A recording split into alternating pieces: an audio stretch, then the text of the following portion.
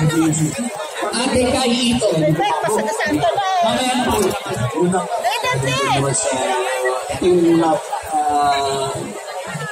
Sa buwang area yan.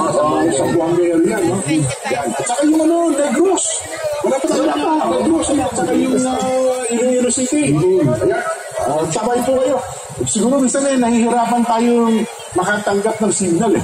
Mamaya sa atin, Bicol, sabi ko nga sa'yo, kahit na ulan, hindi nagpahadlang sa ating mga kababayan. Sabi anong ulang-ulang, ito na dahil.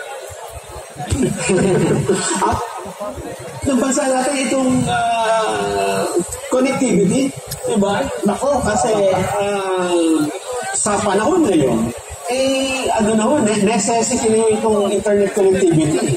Dahil kung wala ito, mahina rin ang negosyo. Diba? Dahil sa ngayon, yan ako ang ginagamit sa lahat ng mga transaksyon.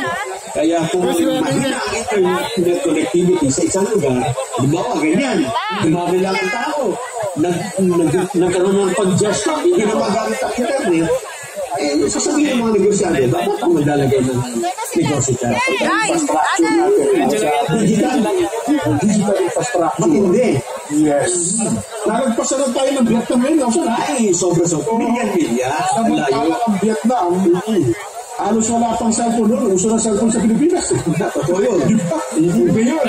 Milyan po ang layo ng Vietnam sa Pilipinas sa pag-usapan ng teknolohiya. Yes. Kaya naman doon naglilipatan yung mga factor ng malalaki. Pagawaan ng, alam ko, iPhone. Pagawaan ng Apple. Pagawaan sa Vietnam. Yung mga pagawaan ng sapatos. Sa Pilipinas yun, wala, pisaan lang ang Apple ng mga. Pisa. Ayun, mahal-mahal. At saka ano ba yun, ano ba sa tower lang ng Vietnam? Plastic mo, may plastic na. Sa lahat ng Vietnam sa Pilipinas? Di ba sa nakaka-loko sa mga bansa ko yan? Experience mo yung hindi nagtututo ng di ba yung mobile device? So kung mobile kahit na gumagalaw-galaw, yung maglalakay, hindi tayo sa tututo.